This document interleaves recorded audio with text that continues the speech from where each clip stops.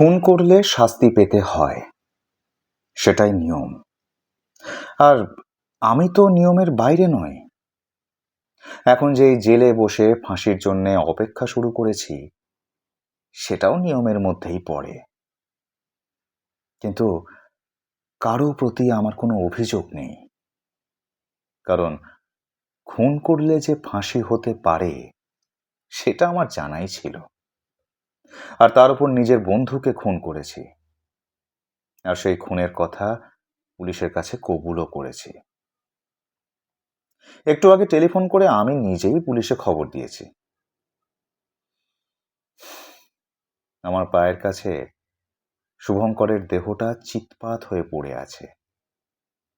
ওর গলার ফুটো দিয়ে এখনো রক্ত বেরিয়ে আসছে, ঠিক ঠিক কর্পোরেশনের ফুটো হয়ে যাওয়া জলের পাইপের মতো। হ্যাঁ, শুভঙ্করের হাত পা তখনও সামান্য নড়ছিল। ঝাপসাভাবে একটু আধটু চিনতেও বোধহয় পারছিল। ও কি ভাবছিল আমি জানি।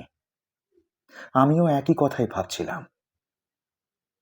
17টা শব্দের জন্য ওকে মরতে হলো। আমাকে মারতে হলো ওই কটা শব্দের জন্যে।